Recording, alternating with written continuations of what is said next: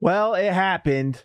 Woj put out the tweet. It sounds like the Jazz are open to trade offers. Let's talk about it. It's the Hoops Nerd Show.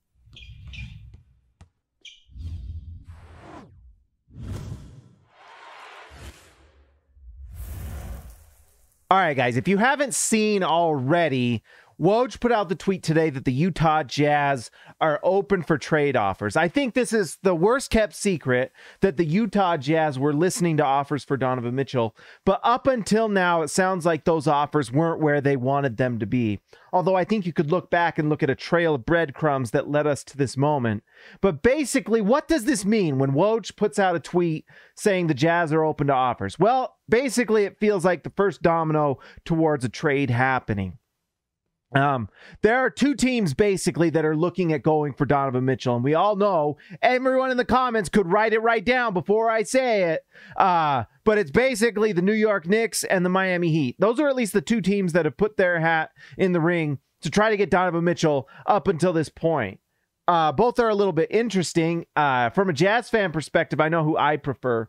But anyways, we've been hearing rumors about Donovan Mitchell to New York for over a year now. I mean, basically all of last season, we would see rumors coming out from different places saying Donovan Mitchell would love to be in New York. Donovan Mitchell may ask to come out if the Jazz don't do better, blah, blah, blah, blah, blah. All these rumors talking about Donovan Mitchell and New York. And honestly, what it looks like to me is that Donovan Mitchell is interested in playing New York. We basically need to accept that when these rumors come out and they come from pretty reputable sources, Bleacher Report and pretty reputable reporters talking about it, that we need to believe them, And so when they say teams like New York and Miami, it means that they're hearing things from different agents and different people in the league. They're hearing that. So those are the two teams we should honestly just expect are talking to the Jazz right now. But what's basically happened up to this point, after the season especially, it probably heated up, just like it did with Rudy Gobert, is Danny Ainge and Justin Zanuck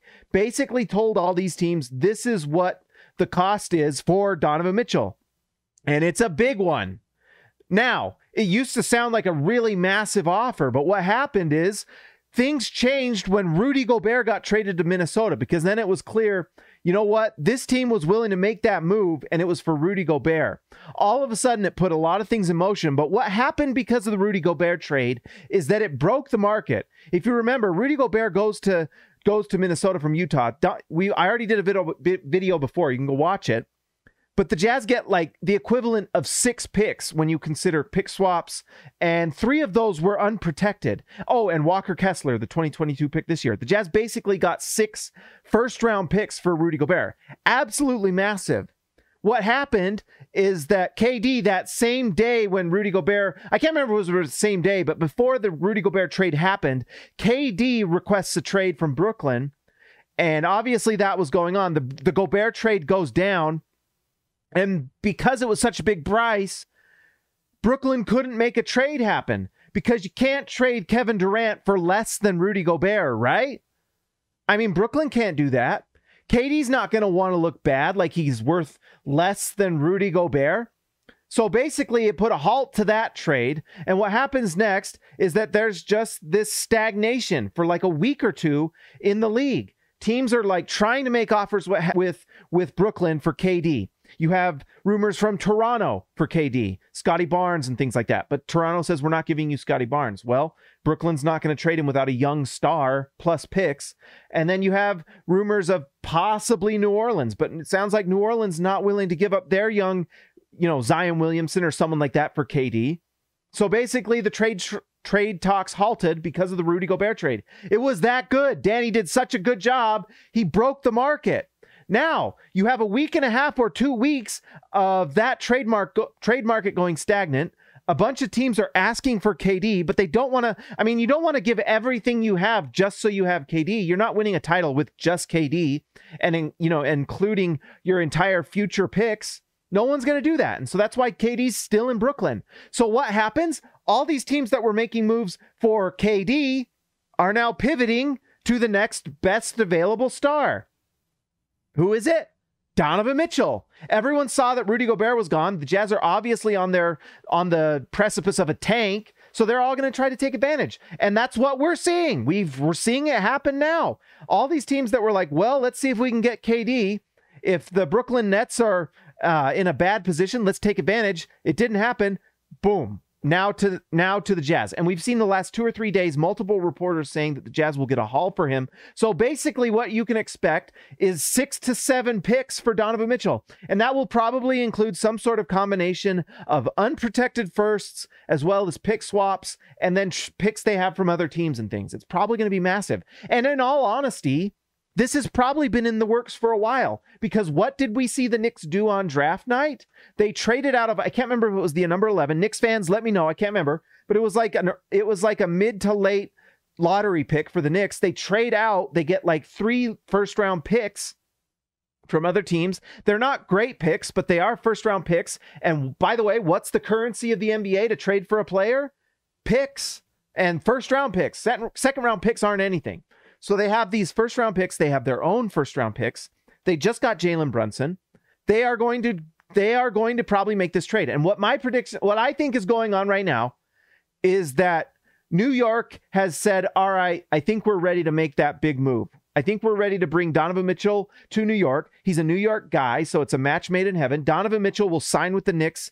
It's a team he'd be happy to be for the rest of his career, honestly.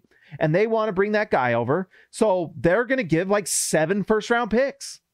And they might give like young prospects. Like they might give Obi Toppin and maybe Quickly or someone like that. It's just young players, because guess what? They have Jalen Brunson, and if you get Donovan Mitchell, then you're not going to need that guy. Send him over to Utah. Utah will take young prospects and tank. It makes a lot of sense. So that's my prediction. If he's going to New York, I imagine they're actually going to keep RJ Barrett in this trade, but then give everything pick-wise to the Jazz. So you would have Jalen Brunson, Donovan Mitchell, RJ Barrett, and then they just re-signed the 2 centers, Mitchell Robinson, and I also really liked Hartenstein. I believe the Knicks got Hartenstein, and I actually thought that was like a steal. Like the Knicks at the center position are kind of one of the deepest teams in the league in terms of center. And then if they get Jalen Brunson, Donovan Mitchell, and can keep RJ Barrett, I mean, it makes sense that they'd be willing to sell the farm for that, right? Just give all the picks, because who cares? Now you're competing. Now you're good. Now you can be relevant. The Knicks in like the last 20, 30 years, how many times have they made it to like the second round? You know, at a certain point, you want to be good. You want to be relevant. You want to have a star. And so the opportunity to have a homegrown star in Donovan Mitchell. And by the way, Knicks fans, if you've watched the Jazz, I know there's a bias out there against the Jazz, and people, the Jazz are the butt of a lot of jokes and things like that. Donovan Mitchell is an electric superstar. And there's something that tells me that last year he was just kind of going through the motions and was ready to go. Wink, wink. So this Jazz team is ready to make a big-time move. They're ready to tank. Wembanyama Rama is just around the corner. The Jazz would like to be a part of that. I'm sure the Knicks are just tired of going into the lottery and being disappointed and not getting that number 1 overall pick and all these things. Missing out on Zion Williamson that year in the lottery, not jumping last year, and I know they were a late lottery team last year, but still, it sucks to go to the lottery and then lose. So they're looking to just be good now. They want to be relevant. They'll make the trade to happen. And my guess is it's the big time picks. The other team is the Miami Heat. We can't disregard it. They obviously want Donovan Mitchell, and there are multiple reports that they have put offers out there. But the thing is the Miami Heat have been so good for so long. Picks from the Knicks and picks from the Heat are different. I would much rather have a Knick pick than a Heat pick. All right? Absolutely. And so would the Jazz. And so I'm sure what's going on right now is that the Knicks are looking like they're willing to get there to what the Jazz want and make a trade happen. It is ready to go. They're ready to be excited about their team next year, build hype, build up this energy with that team that they desperately need, because it was a disappointing season for the Knicks last year. They make it to the playoffs the year before. This year, they're bad. And they want to be good.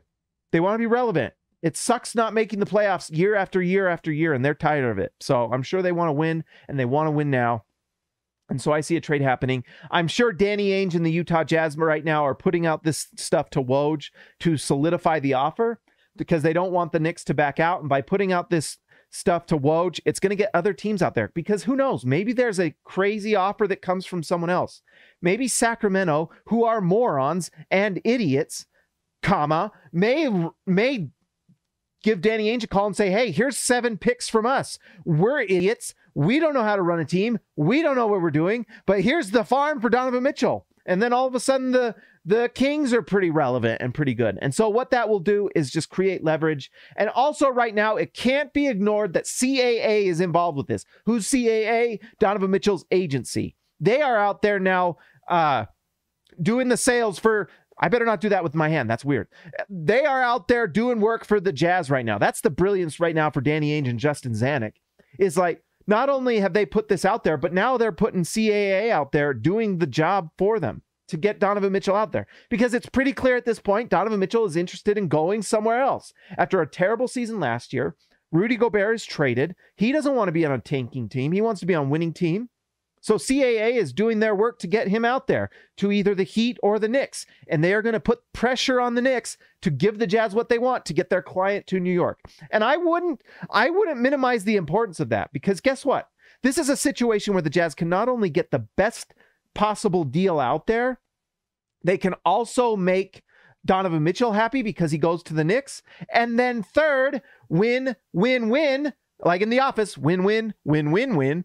CAA's happy. So in the future, when they have because CAA is one of the biggest agencies out there, if they have a prospect in the draft that the Jazz might be interested in drafting, you don't want CAA pissed at you and not sending them for workouts and things. You want them to come into your team. You want to look at them, just like they did with Donovan. It's why they were excited to draft him in the first place. They had great workouts with him. Great connection with CAA. So if the CAA has in this draft, this upcoming draft, which by the way is ridiculously good, they're going to be okay with sending them to the Jazz, because the Jazz did right by Donovan Mitchell. He became a superstar, shoe deals, all these things. And then Donovan Mitchell was helped go to New York. Now, I'm sure if the Jazz got a just generational prospect, it wouldn't be the same thing, but they're not going to try to keep a player from going to the Jazz at this point. So win, win, win. Except for next season for the Jazz, it's going to be lose, lose, lose. Anyways, guys, that's what's going to happen. I think don't be surprised if a trade happens soon. I'm excited to see what happens. There's going to be literally 3 teams sending all that are be drafting for the Jazz: the Knicks, the Timberwolves, and the Utah Jazz. It's insane. The Utah Jazz rebuild is going to be out of this world. The amount of picks they got, when you consider what happened with Orlando and the little they got, and it worked out pretty well for Orlando. They got Jalen Suggs, and now they have Paolo Banchero. Seems like that went pretty well for Orlando, and the Utah is arguably getting a much better haul. So pretty exciting for this Jazz team. They're going to be bad next year, but then over the long haul, they are going to have so many chances and so many shots in the draft to get big time players, and they just have to hit. So that's the exciting part. Can the Jazz hit when the tank happens? Anyways, we'll see if the trade happens. I'm pretty darn sure it will. But we'll see. Maybe not. Maybe I'm wrong. We'll see. But anyways, guys, if you haven't already, like and subscribe to the video. If you want to give a donation or join the channel, I would appreciate as well. There's a new super follow donate thing there if you're interested. I would appreciate it. You don't have to, though. Do whatever you want. I don't care. And also a big shout out to the All-Stars. You guys are what make this channel amazing. Thank you for everyone who joins the channel and supports it. I appreciate it. I will talk to you next time. I did a hiccup.